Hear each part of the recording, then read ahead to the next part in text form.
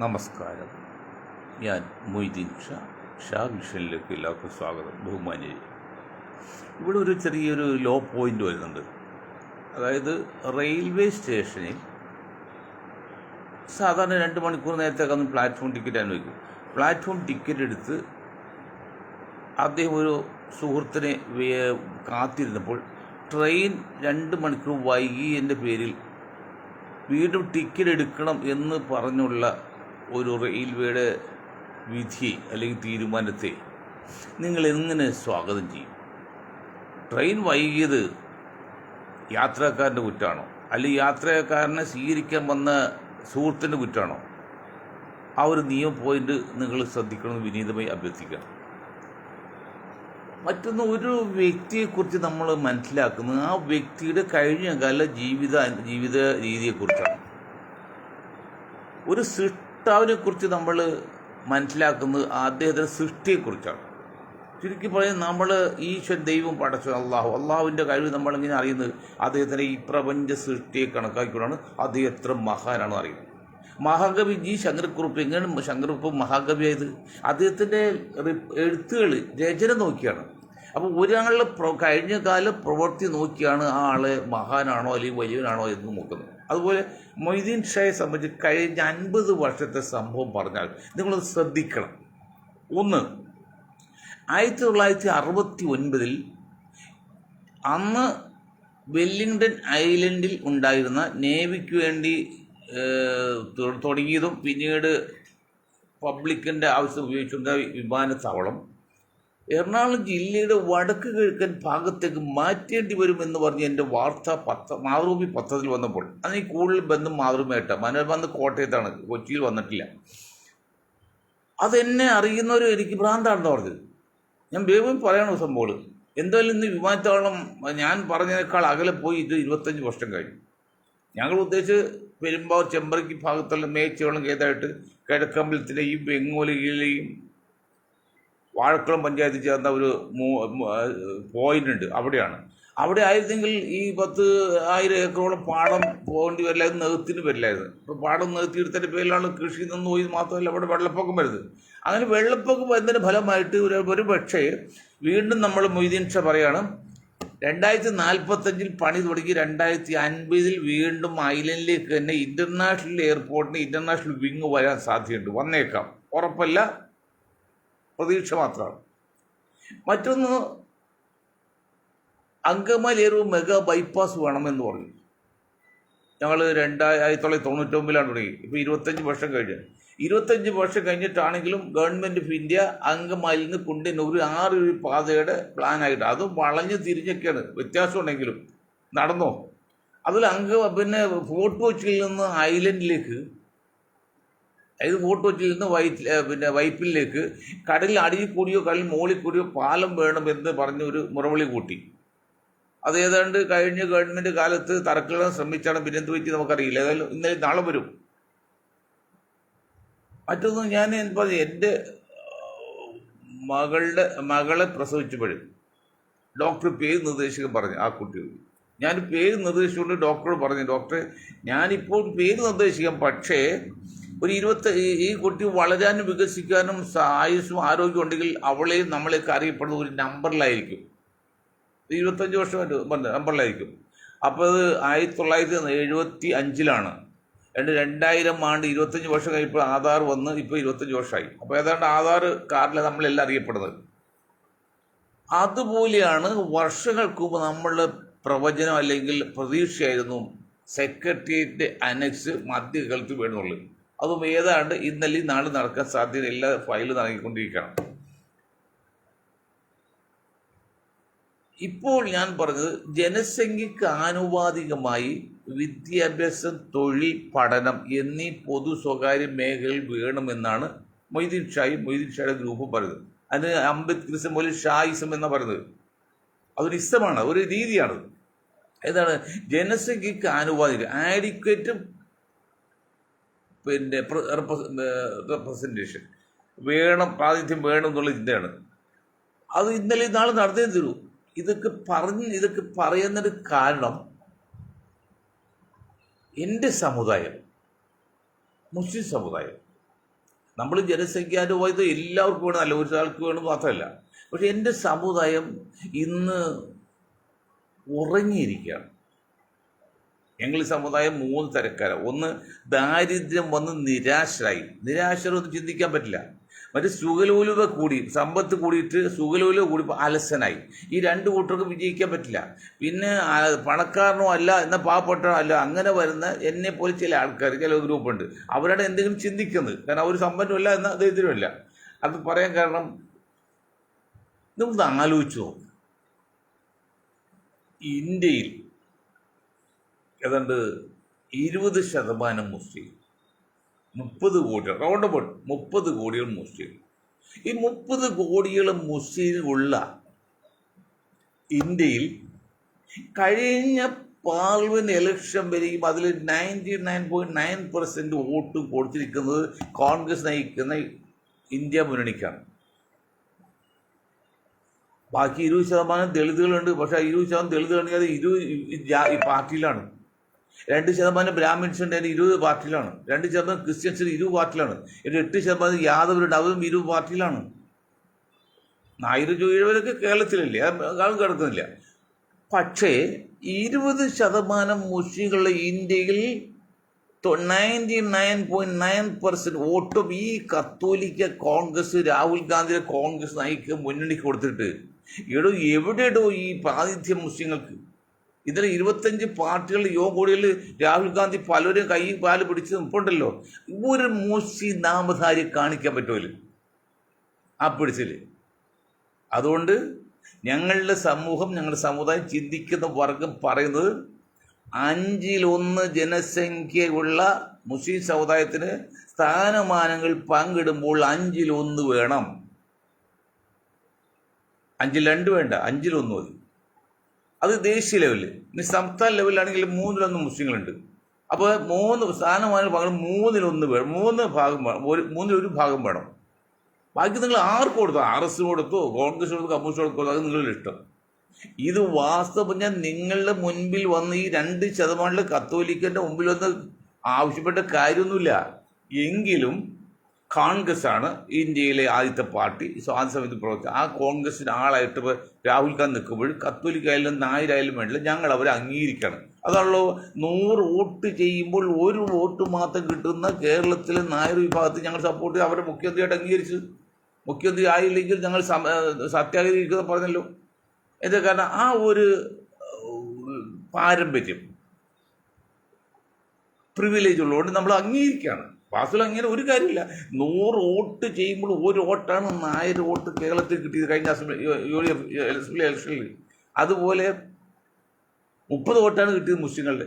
എന്നിട്ട് പോലും ഞങ്ങൾ സമ്മതിക്കണം. 100 നോട്ടിട്ട് 6 നായന്മാരിൽ ആരായാലും ഞങ്ങൾ സമ്മതിക്കുമെന്ന് പറഞ്ഞു.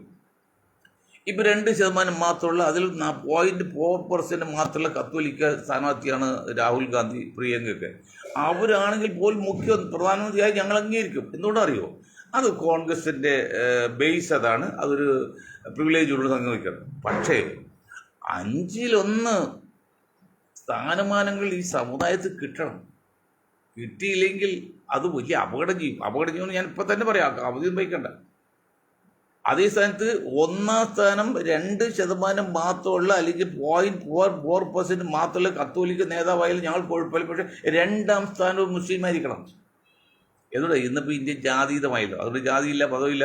കമ്മ്യൂണിസ്റ്റ് പറയും പോലെ ജാതി മതവും ഞങ്ങൾക്കില്ല, അതൊക്കെ വെറും തട്ടിപ്പാണ്. അത് നടക്കണം. അതല്ലെങ്കിൽ അപകടമാണ്. കഴിഞ്ഞ അസംബ്ലി തെരഞ്ഞെടുപ്പിൽ 3-1 ജനസംഖ്യയിൽ മുസ്ലിം സമുദായം 97% വോട്ട് കൊടുത്തിരിക്കുന്നത് UDF-നാണ്, കോൺഗ്രസ് മുന്നണിക്കാണ്.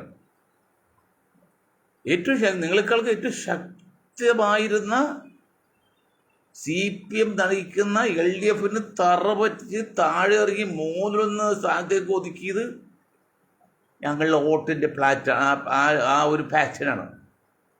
അതുകൊണ്ട് ഇനി 1 വർഷവും കൂടി ഞാൻ ഈ ഡ്രസ്സിൽ വരാൻ കാരണം അതിപ്രധാനമായി പോയിന്റ് പറഞ്ഞ് ഞാൻ ഈ ഡ്രസ്സല്ല ഇപ്പോൾ ഉപയോഗിക്കുന്നില്ല. 1 വർഷം കൂടി ഈ കത്തോലിക്ക കോൺഗ്രസ് നമ്മൾ കാത്തിരിക്കും. 1 വർഷം കൂടി ന്യായമായിട്ടും 5-1 സ്ഥാനമാനങ്ങൾ കൊടുത്ത് ഒപ്പം നിർത്തി കൊണ്ടുവന്നില്ലെങ്കിൽ 1 വർഷം കൂടി അവസരം കത്തോലിക്ക കോൺഗ്രസ് കൊടുക്കും. ഇല്ലെങ്കിൽ ഇപ്പോൾ പാറ്റ party CJP, cockroach Janata party, അത് ഒരു വശത്ത് കിടക്കും. പക്ഷെ അതിൽ വന്നവർക്കെല്ലാം ആദ്യം ജനസംഖ്യയുള്ളതല്ല. ഞങ്ങൾ ഈ പറയുന്ന മുസ്ലിം സമുദായം 20% സമുദായം, ഞങ്ങൾ ഉറുമ്പ് എന്നും പറയും, എറുമ്പെന്ന് പറയും ചിലർക്ക്, ഉറുമ്പിനോട് താരതമ്യപ്പെടുത്താണ്. എന്താ കാര്യമോ? ഭൂമിയിലെ ഈ ലോകത്തെ ഏറ്റവും വലിയ മൃഗം ആനയാണെന്നാണ് പറയുന്നത്. പക്ഷെ ഭാഗ്യമായിട്ട് ശരിയാണ്. പക്ഷെ ഭാഗ്യമായിട്ട് 100% ശരിയല്ല. കാരണം തിമിംഗലം അതിന് 30 മീറ്റർ 33 മീറ്ററൊക്കെ വീതിയുണ്ട്, നീളമുണ്ട്, ഏതാണ്ട് പൊക്കമുണ്ട്. നീല തിമിംഗലം കഴിക്കുന്നത് 3 ടൺ ഭക്ഷ്യവസ്തുക്കളാണ് കടലിൽ ഒരു ദിവസം കഴിക്കുന്നത്. 3 ടൺ ഭക്ഷ്യം കഴിക്കുമ്പോൾ അതിൻ്റെ വലിപ്പറിയല്ലോ. 3 ബസ് കൂട്ടിയിട്ടാൽ പോലും നിങ്ങൾ എത്തൂല. അത്ര ഭീമാകാരമായി ആനയുടെ ഏതാണ്ട് 10-20 ഇരട്ടിക്കുള്ള വലിപ്പമുള്ളൂ. 20 ആന ഏതാണ്ട് ഒരു 3 ടണ്ണൊക്കെ വരുള്ളൂ. ഇത് എത്ര ടണ്ണ് അറിയോ? വളരെ വലിപ്പമുള്ള അതാണ് നീല തിമിംഗലം. പക്ഷെ കരയിലുള്ള മൃഗങ്ങൾ ഏറ്റവും വലുത് ആന തന്നെയാണ് ഇപ്പോഴും. ദിനോസറൊന്നും ഇല്ലല്ലോ. ആ ആന ഭയപ്പെടുന്ന ആരെന്നറിയോ? രാഹുൽ ഗാന്ധിയോടും പ്രിയങ്കയോടും പറയണല്ല. സതീഷൊക്കെ പറഞ്ഞിട്ട് എന്ത് കാര്യം? രാഹുൽ ഗാന്ധിയോടും പ്രിയങ്കയോടും സോണിയാഗാന്ധി പറഞ്ഞിട്ട് കാര്യമില്ല. അതൊക്കെ കഴുതള്ളി പറയാണ്. നിങ്ങൾ ആ മന്ദബുദ്ധി കാണിച്ച് മുസ്ലിമിന്റെ പേര് പോലും ഉച്ചരിക്കാൻ നാണിക്കുന്ന നിങ്ങളുടെ മന്ദബുദ്ധിയുള്ള നേതാക്കൾ പറയണത്. നിങ്ങൾ ഈ ഉറുമ്പ് എന്ന് പറയുന്ന അല്ലെങ്കിൽ എറുമ്പ് എന്ന് പറയുന്ന ആ വസ്തുവിൻ്റെ താരതമ്യാണ് ഇവിടുത്തെ ന്യൂനപക്ഷങ്ങളെ മുസ്ലിങ്ങളെ. അവരെ നിങ്ങൾ ഭയപ്പെടണം, സൂക്ഷിക്കണം. പണ്ട് നിങ്ങളുടെ അച്ഛൻ രാജീവ് ഗാന്ധി ഒരു കാര്യം പറഞ്ഞു. അത് ഞാൻ ബഹുജൻ സമാജ് പാർട്ടിയിലെ സംസ്ഥാന ജനറൽ സെക്രട്ടറി പറയുകയാണ്. കാൻഷോവിൻ്റെ കൂടെ 91 മുമ്പ് 88 അന്ന് ഇലക്ഷൻ സമയത്ത് രാജീവ് ഗാന്ധി അടിച്ചിട്ട് മുറിയിൽ കോൺഗ്രസ്സുകാരോട് ഒരു ഉപദേശം കൊടുത്തു. അത് രാഹുൽ അറിഞ്ഞിട്ടില്ല. രാഹുലൊക്കെ പയ്യനാണ്, 90 അടപ്പറിയാമല്ലോ. പക്ഷെ എത്രയും 26, 36, അതിന് 35 വർഷം കഴിഞ്ഞു. 36, 37 വർഷമായി. 91 അദ്ദേഹം മരിക്കുന്നത്. അദ്ദേഹം പറഞ്ഞ്, വാടാൻ സാധ്യതയുള്ള താമരയോ സ്വയം നിൽക്കാൻ കഴിയാത്ത ചക്രമോ, ഏതെങ്കിലും ചെറുതാതിൽ ചക്രമുണ്ട്, മൂർച്ചയില്ലാത്ത അരിവാളോ ഒന്നും അല്ല, അല്ലെങ്കിൽ സ്ഥിരതയില്ലാത്ത കൈപ്പത്തിയല്ല. നിങ്ങൾ ഭയപ്പെടേണ്ടത് ആനയാണ്. ആന ചിഹ്നം BSPയാണ്, കാൻഷാബിൻ്റെ പാർട്ടിയാണ്. പക്ഷെ ആ കാൻഷാബിൻ്റെ പാർട്ടി അദ്ദേഹത്തെ മരണശേഷം മായാവതിയെ നശിപ്പിച്ചത് വേറെ വശം. അതുപോലെ നിങ്ങൾ സൂക്ഷിക്കേണ്ടത് ഒരുപക്ഷെ ലോകത്തെ കരയിലെ ഏറ്റവും ചെറിയ ജീവിയായ ഉറുമ്പ്, ആ ഉറുമ്പിനെയാണ്. ഉറുമ്പ് ഭയപ്പെടുന്നത്, ഏറ്റവും വലിയ ആന ഭയപ്പെടുന്നത് ഉറുമ്പിനെയാണ്. അത് ആന കിടക്കുമ്പോൾ ചുംബിക്കൈ ചുരുട്ടിക്കൂട്ടി കിടക്കുള്ളൂ. ഒരു ഉറുമ്പ് വന്ന് ചുംബിക്കൽ കടിച്ച തീർന്ന ആന. അപ്പം അതുകൊണ്ട് രാഹുൽ ഗാന്ധിയോടും പ്രിയങ്ക ഗാന്ധിയോടും പറയാണ്, ഗാർഗിയോടും പറയുന്നില്ല, സോണിയോടും പറയുന്നില്ല, നിങ്ങൾ മാന്യമായി ഒത്തുതീർപ്പെത്തി ഈ സമുദായത്തിൽ 5-1 സ്ഥാനമാൽ കൊടുക്കുകയും 1ാം സ്ഥാനം കഴിഞ്ഞാൽ 2ാം സ്ഥാനത്ത് നേതാവായിട്ട് രംഗത്ത് കൂടെ പ്രവർത്തിക്കുകയും ചെയ്തില്ലെങ്കിൽ അതിനി അധികം സമയമൊന്നുമില്ല. 1 വർഷം വരെ മാക്സിമം കാത്തിരിക്കും. 1 വർഷം വരെ കാത്തിരുന്നിട്ടും നിങ്ങൾ പഴയ പല്ലവിയാണ് ആവർത്തിക്കെങ്കിൽ അത് മറുമരുന്ന് ഞങ്ങളുടെ കയ്യിലുണ്ട്. ഞാൻ ആമുഖമായിട്ട് പല പ്രാവശ്യം സൂചിപ്പിച്ചിട്ടുണ്ട്. ഇപ്പം വ്യക്തമായിട്ട് പറയണം, കോക്രോച്ച് പാർട്ടി വരുന്നത് BJPക്ക് എതിരെയാണെങ്കിൽ ഞങ്ങളുടെ എറുമ്പ് വരുന്നത് BJPക്ക് അനുകൂലമായിട്ട് വരും. എന്താ കാരണം? BJP സംഘ് പരിവാർ വാസ്തവത്തിൽ അവർ ശത്രു ക്രിസ്ത്യാനിയും മുസ്ലിം അല്ല, കമ്മ്യൂണിസ്റ്റും അല്ല. അത് പറയുമ്പോൾ പാസ് ഒപ്പിക്കാൻ വേണ്ടി പറഞ്ഞെങ്കിലും അവരുടെ മുഖ്യ ശത്രു 90% 10-90 ഒരു 20 പോയാൽ ബാക്കി ഒരു 70% വരുന്ന പിന്നോക്ക ദളിത് വിഭാഗങ്ങളാണ്. ഇത് 70%, 60-70 എടുക്കും, അത് 68% വരുന്ന പിന്നോക്ക ദളിത് സമൂഹമാണ് സവർണ ഫാസിസ്റ്റൻ്റെ ഏറ്റവും എതിരാളി. മുസ്ലിങ്ങളല്ല, അവർക്ക് ക്രിസ്ത്യാനിയല്ല, കമ്മ്യൂണിസ്റ്റും അല്ല. അത് പ്രാസൊപ്പിക്കാൻ പറഞ്ഞത്. ഈ പിന്നോക്ക ദളിത് പക്ഷങ്ങളെ കൂടെ നിർത്താൻ വേണ്ടിയാണ് ന്യൂനപക്ഷ വിരോധവും കമ്മ്യൂണിസ്റ്റ് വിരോധവും ക്രിസ്ത്യൻ വിരോധവും ഒക്കെ പറയുന്നത്. അവരെ സംബന്ധിച്ച് 20% വരുന്ന മുസ്ലിം സമുദായം, ആത്മാർത്ഥമായിട്ട് പറയാണ്, മുസ്ലിം സമുദായം സംഘപരിവാറിനോ അല്ലെങ്കിൽ ഇവിടുത്തെ സവർണ ഫാസിസത്തിനെ എതിര് നിൽക്കുന്നില്ല എങ്കിൽ അവരെ സംബന്ധിച്ച് ഹാപ്പിയായി, അവർക്കൊരു വിഷയമല്ല. മുസ്ലിങ്ങൾക്ക് 5% അഞ്ചിലൊന്ന് ഭാഗമല്ല 4 ഭാഗം വരെ അവർ കൊടുക്കാൻ തയ്യാറാണ്. അപ്പോൾ ഈ 5-1 വരുന്ന വിഭാഗം പിന്നോക്ക് ദളിതിൻ്റെ കൂടെ നിർത്തി കഴിഞ്ഞാൽ ആ ഒരു ശക്തിയെ, അതാണ് അംബേദ്കർ പറഞ്ഞ, അംബേദ്കർ ആ ശക്തിയാണ്. പക്ഷെ അംബേദ്കർ അതിൽ വേണ്ടത്ര വിജയിക്കാതെ പോയി, കാൻഷ വന്നിട്ടും വിജയിക്കാതെ പോയി. ആ ശക്തിയെ തോൽപ്പിക്കാൻ പിന്നെ ഈ സവർണ ഭാഷ നടക്കില്ല, കഴിവില്ല. അതുകൊണ്ടാണ് മുസ്ലിം ക്രിസ്ത്യൻ കമ്മ്യൂണിസ്റ്റ് വിരോധം പറഞ്ഞ് അന്ന് സംഘപരിവാറിൻ്റെ നേതാവ് തുടങ്ങിയത്. അവർ മണ്ടന്മാരെന്ന് പറയാൻ പറ്റില്ല. അവർ പറയുന്നതൊക്കെ വലിയ അർത്ഥതലങ്ങളുള്ളതാണ്. അവരെ നിലനിൽപ്പിന് വേണ്ടി, അവരെ വളർച്ചയ്ക്ക്, അവരെ സംരക്ഷണത്തിന്, അവരെ സുരക്ഷത്തിന് ഇതൊക്കെ ആവശ്യമാണ്. കാരണം ഈ 90% വരുന്ന പിന്നോക്ക ദളിത് ന്യൂനപക്ഷങ്ങൾ ഒന്ന് അമർത്തി ഒരുമിച്ച് മൂത്രമൊഴിച്ച് പോകാനുള്ള ഇവിടുത്തെ സവർണ ഫാസിസം, സവർണ വിഭാഗമല്ല, സവർണ വിഭാഗം ഒരു കുഴപ്പമില്ല, വളരെ മാന്യന്മാർ ജെന്റിൽമാൻമാർ, സവർണ ഫാസിസം ഉണ്ട്, അത് വളരെ കുറച്ചുള്ളൂ. അപ്പോൾ അവർക്ക് അവരുടെ നില സുരക്ഷിതമാകണമെങ്കിൽ ഈ മുസ്ലിം സമുദായം 20% മുസ്ലിം സമുദായം, 2% വിഷയമല്ല, അത് മൂക്കിലിടാനുള്ളൂ. 20% ദളിതിൻ്റെയും പിന്നോക്കൻ്റെയും കൂടെ ചേർന്ന് കഴിഞ്ഞാൽ അവർക്ക് പിടിച്ചെടുക്കാൻ പ്രയാസമാണ്. അതാണ്. അപ്പോൾ ഈ 20% അവർക്ക് പരസ്യമായിട്ട് എതിർക്കില്ല എന്നൊരു വാക്ക് കൊടുത്താൽ ഉപപ്രധാനമന്ത്രിയാകും മുസ്ലിം സമുദായത്തിൽ നിന്ന്. രാഹുൽ കാണിക്കുന്ന മണ്ടത്തിനുണ്ടല്ലോ, മുസ്ലിം പേര് പറയാൻ പോലും കാണിക്കുന്നുണ്ടല്ലോ. എടോ, നിങ്ങളുടെ ഇടതും വലുതും ഏതെങ്കിലും ഒരു സ്ഥലത്തൊരു മുസ്ലിമുണ്ടോ? നിങ്ങൾക്ക് ഒരു അർഹതയില്ല. ഇന്ത്യയുടെ ഈ പ്രധാനമന്ത്രിയാകാനുള്ള ഒരു അർഹതയില്ല, ഒരു കഴിവുമില്ല, ടെക്നിക്കില്ല, സാങ്കേതികമായിട്ടില്ല, സാമൂഹികമായിട്ടുമില്ല. എന്നിട്ട് ഞങ്ങൾ അംഗീകരിക്കുകയാണ് കോൺഗ്രസ് പാരമ്പര്യമുള്ളതുകൊണ്ട്. പക്ഷെ നിങ്ങൾ 2ാമത്തെ 3ാമത്തെ 4ാമത്തെ 5ാമത്തെ 10ാമത്തെ ആൾ പോലും ഒരു മുസ്ലിം വരുന്നില്ല. ഞാൻ പോലെ അയോധ്യയിൽ നിന്ന് ജയിച്ചു വന്ന ഒരു പിന്നോക്ക ദളിതല്ലേ, സമാജ്വാദി പാർട്ടി ആളാ. അദ്ദേഹം പാർലമെന്റിൽ 4ാമത്തെ റോയിലാണ് സീറ്റ് കൊടുത്തത്. അത് രാവിലെ പിടിച്ച് വലിച്ചു കൊണ്ടത് മടിയിൽ ഇരുത്തിയിലിടോ, ഫസ്റ്റ് റോയിൽ ഇരുത്തിയിലിടോ, കുഴപ്പമൊന്നുമില്ല. ഒരു ദളിത് നിങ്ങൾ ഉയർത്തിയാൽ നമുക്ക് സന്തോഷമുള്ളൂ. പക്ഷെ എവിടെയിടോ നിങ്ങൾ ഇത്രയും ഉണ്ടാക്കുന്നു? 20% മുസ്ലിങ്ങൾ ഒരു MP പറയണോ നിങ്ങളുടെ അടുത്ത് എത്താൻ പറ്റിയ ആള്? നിങ്ങൾ സദസ്സിലെ യോഗത്തിലോ ഒരു മുസ്ലിം നാമധാരിയെങ്കിലും ശരീഅത്ത് നിയമം ഉൾക്കൊള്ളുന്ന മുസ്ലിങ്ങൾ, പണ്ട് ഇസഡ് അൻസാരി, കർണാടകയിലെ ജാഫർ ഷെരീഫ്, അവരൊക്കെ നിങ്ങൾ ഒതുക്കിക്കളഞ്ഞല്ലോ. അതല്ലാതെ നമുക്ക് വേറൊരു മുസ്ലിം മതി. ഇതുണ്ടല്ലോ, UP മുസ്ലിം ഉണ്ടായിരുന്നു, അദ്ദേഹത്തെ ഭാര്യ ക്രിസ്ത്യാനി, ആ യോഗ്യ വെച്ചാണ് അവിടുത്തെ പ്രസിഡന്റ് ആക്കിയതൊക്കെ. അങ്ങനെയെങ്കിലും ഒരു നാമധാരി ഉണ്ടോ? പണ്ട് കുറേയൊക്കെ ഉണ്ടായിരുന്നു, ഇപ്പോൾ ആരുമില്ല. ഈ അന്തോടി വന്ന് ഡൽഹി ചെന്ന് ആധിപത്യം തുടങ്ങിയ ശേഷം ഈ കത്തോലിക്ക കോൺഗ്രസ് വന്നതിന് ശേഷം മുസ്ലിം നാമധാരി പോലും കോൺഗ്രസിലില്ല. ഇവൻ കേരളത്തിൽ പോലും, ആ കേരളത്തിൽ കണക്കിയാൽ പറയാം, സമയമുണ്ട്, 8 മണിക്കൂർ, ഇനി 10 മിനിറ്റ് കൊണ്ടുണ്ട് പറയാം. അപ്പം അത് ഇനി നടക്കില്ല. ഒരു വർഷം മാക്സിമം ഞങ്ങൾ ശ്രമിക്കും. ഞങ്ങൾ എന്നൊരു മൊയ്തീൻ ഷാ ഇല്ല. ഇന്ത്യയിലെ 20% വരുന്ന മുസ്ലിം സമുദായം ഒരു 30 കോടികളും വരുന്നത്, 30 കോടികളും വരുന്ന മുസ്ലിങ്ങൾ, ഒരു 50% മുസ്ലിങ്ങൾ BJPക്ക് സപ്പോർട്ട് ചെയ്ത് മുന്നോട്ട് പോയാൽ അവർ ഉപപ്രധാനമന്ത്രിയാക്കും മുസ്ലിങ്ങളെ. അതിൽ കവിഞ്ഞ വൈരാഗ്യം അവർക്കില്ല. ഇത് മനഃശാസ്ത്രമാണ്.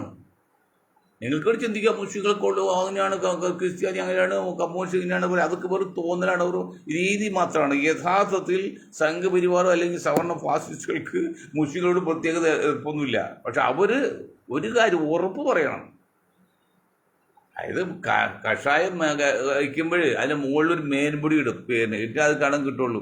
അല്ലെങ്കിൽ അമ്മയുടെ സാരിക്ക് കസവ് വേണമെങ്കിൽ കിട്ടുള്ളൂ. അതുപോലെ ഈ 20% മുസ്ലിങ്ങൾ BJPക്കോ സംഘപരിവാറിന് എതിര് വരില്ല എന്ന് വാക്കുകൊടുക്കണം. വാക്കുകൊടുപ്പിന് ഒരു പ്രശ്നം അവരോടില്ല, മുസ്ലിങ്ങളോട് ഒന്നുമില്ല. ഇതാണ് മനഃശാസ്ത്രം.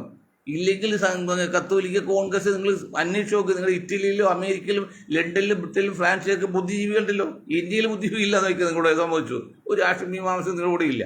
നിങ്ങൾ അവരോട് ചോദിച്ചു നോക്ക്. മൊയ്തീൻ ഷാ പറയുന്നത് എന്താണ്? ഇത് 100% സൈക്കോളജിയാണ്. അവരുടെ മനസ്സ് അങ്ങനെ തന്നെ വായിച്ചതിന് ശേഷം പറയുന്നതാണത്. അത് വായിക്കാൻ നിങ്ങൾക്ക് കഴിവില്ല. നിങ്ങളിപ്പോഴും തൊടില്ല, ആന്ധ്രക്കാരെ തൊടില്ല, ആസാമിനെ തൊടില്ല, മുസ്ലിങ്ങളെ പേര് പറയാൻ പറ്റില്ല, മുസ്ലിം കാര്യം പറയില്ല, പേടിയാണ്. കാരണം എന്താ? നിങ്ങൾക്ക് അർഹതയില്ല, നിങ്ങൾക്ക് തോന്നാണ്. അതായത് ഒരു ബസ്സിൽ ആദ്യം ഒരു പാനിട്ട് യാത്രക്കാരൻ കയറി. ഇപ്പോൾ ടിക്കറ്റ് കൊടുക്കാൻ കാലത്ത് ടിക്കറ്റ് പിന്നെ കണ്ടക്ടർ സാറേ കൊണ്ട് വിളിച്ചപ്പോൾ അയാൾ ദേഷ്യപ്പെട്ട് അയാൾ ചോദിച്ചു കളിയാക്കാൻ നാട്ടിൽ പറയല്ലേ അയാൾ ആദ്യമായിട്ട് എഴുതാണ്. അതുപോലെ നിങ്ങൾക്ക് അറിയില്ല, നിങ്ങൾക്കറിയാം, അതാണ് നിങ്ങൾക്ക് പേടി. മുസ്ലിങ്ങളുടെ പേര് പറയാം. ഞങ്ങൾക്ക് എൻ്റെ ആവശ്യമില്ല. ഞങ്ങൾ രാജ്യത്തെ സ്നേഹിക്കുന്നു, രാജ്യത്തിൽ ജനങ്ങളെ സ്നേഹിക്കുന്നു. എന്നിട്ട് അതിന് ശേഷമാണ് ഞങ്ങളുടെ കാര്യം ചോദിക്കുന്നത്. അല്ല, രാജ്യത്ത് ഒറ്റുകൊടുത്തുള്ള ഒരു പണിക്ക് മുസ്ലിം സമുദായം നിൽക്കില്ല. അങ്ങനെ ആയാലും കൊണ്ടെങ്കിൽ അവരെ ഞങ്ങൾ പുറത്താക്കും, തല്ലിക്കൊല്ലും. രാജ്യസ്നേഹി ഈമാൻ്റെ ഭാഗമുണ്ടോ രാഹുലെ? ഈമാൻ്റെ ഭാഗം, ഈമാൻ എന്താണ്? വിശ്വാസത്തിൻ്റെ ഭാഗമാണ് രാജ്യത്തെ സ്നേഹിക്കുക എന്നുള്ളത്. ഭരണ കക്ഷിയെ അംഗീകരിക്കുക എന്നുള്ളത്. അംഗീകരിക്കാന്ന് വെച്ചാൽ 100% അനുകൂല, എതിർക്കാതിരിക്കുക എന്നുള്ളത്. അത് വെച്ച് ഞങ്ങൾ മുന്നോട്ട് പോകുന്നത് രാജ്യത്തെ മാതൃരാജ്യമായി കണ്ടുകൊണ്ട് രാജ്യത്തെ എല്ലാ ജനങ്ങളും ഞങ്ങളുടെ ഏകോദര സഹോദരന്മാരാണെന്ന് ചിന്തിച്ചുകൊണ്ട് രാജ്യത്തിൻ്റെ വളർച്ചയ്ക്ക് വേണ്ടി ജീവൻ വരെ കൊടുക്കാൻ തയ്യാറായി നിൽക്കുന്ന ഒരു മുസ്ലിങ്ങളുണ്ട്. ആ മുസ്ലിങ്ങളെ പറയുന്നത് ഞങ്ങൾ ഇങ്ങനെ പറഞ്ഞാൽ അത് ചെയ്യും. അപ്പോൾ 2026 അസംബ്ലി ഇലക്ഷനിൽ ശക്തനായ CPM ഒരു മൂലക്ക് ഇരുത്തിയെങ്കിൽ അത് ഞങ്ങളുടെ വോട്ട് കൊണ്ടാണ്. അതുപോലെ ഇപ്പം നിങ്ങൾ അധികാരത്തിൽ വന്നിട്ടില്ല, പക്ഷെ നിങ്ങൾ വരാനുള്ള സാധ്യത ഉണ്ടെങ്കിൽ ആ സാധ്യത പോലും മങ്ങിപ്പോകുന്നു മാത്രമല്ല, പിന്നെ കോൺഗ്രസ് ഉൾപ്പെടുന്ന ഒരു പ്രതിപക്ഷ പാർട്ടിയും ഇന്ത്യയിൽ വരില്ല. 20% മുസ്ലിങ്ങൾ, 50% BJP ഒരു സംഘപരിവാരം അനുകൂലിച്ചു കഴിഞ്ഞാൽ ഉപപ്രധാനമന്ത്രി വരെ ഞങ്ങൾക്ക് തരുകയും ചെയ്യും. പിന്നെ ഇവിടെ ആരും തലവെക്കൂല. ആ യുഗത്തിൽ, ആ കാലഘട്ടത്തിൽ മുസ്ലിങ്ങളുടെ സ്റ്റാറ്റസ് എത്രയും അറിയോ? ഇന്ന് പേടിച്ച് നിൽക്കേണ്ട ആവശ്യമില്ല.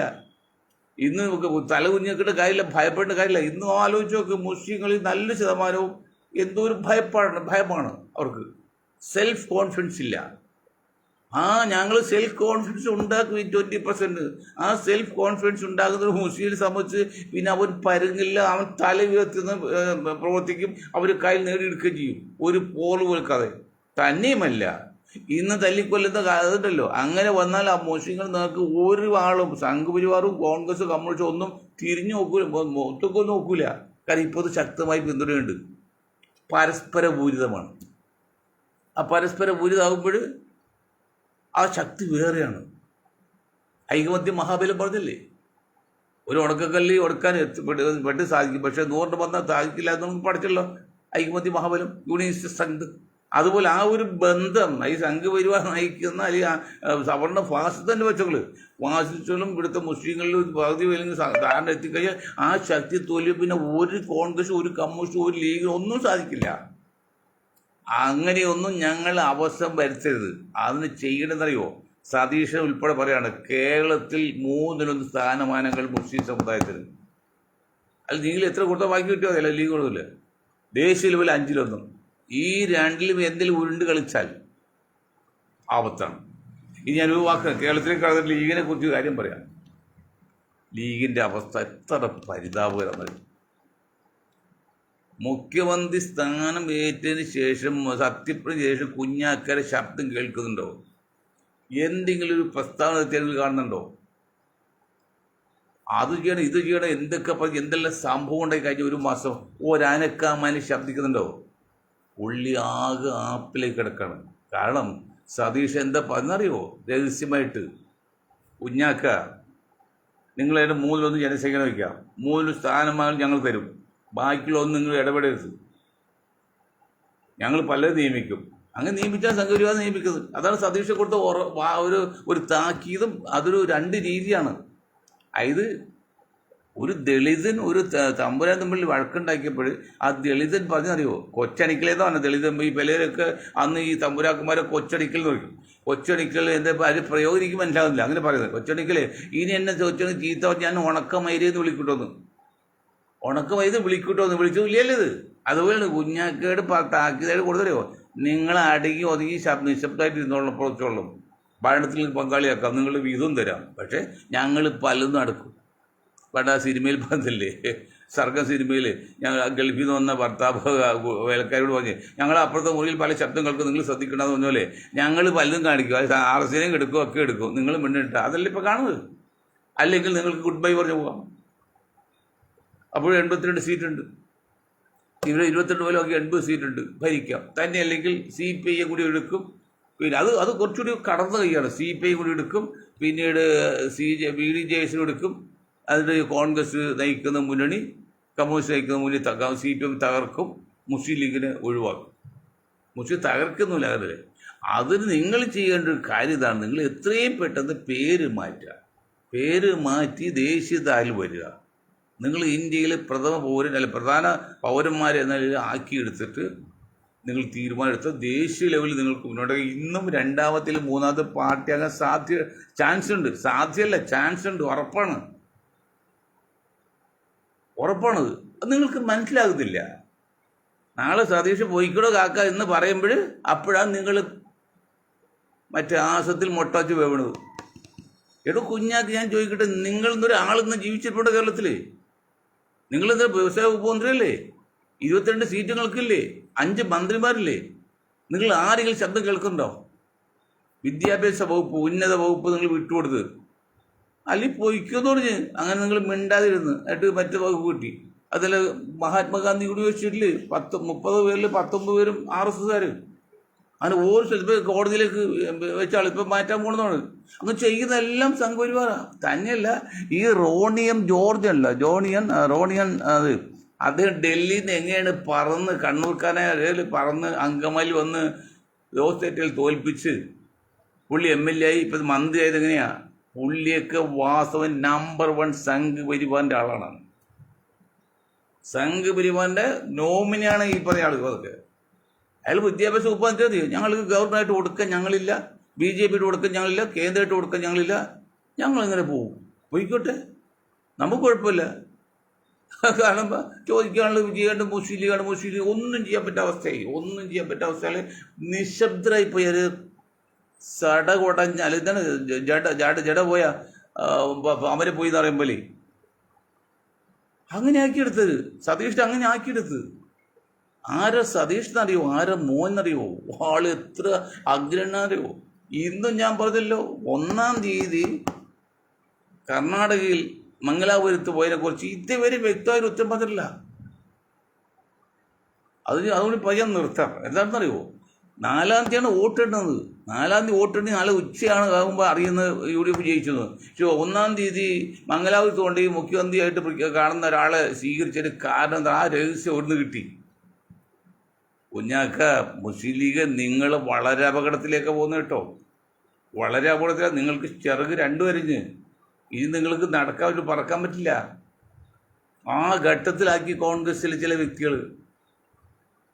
കുഞ്ഞാക്കളുടെ ശബ്ദം കേൾക്കുന്നുണ്ടോ? എനിക്ക് കുഞ്ഞാക്കളുടെ പ്രത്യേക സ്നേഹമില്ല, വെറുപ്പില്ല. ആരോട് പ്രത്യേക സ്നേഹമില്ല, വെറുപ്പില്ല. നീതി മാത്രം, ജസ്റ്റിസ്.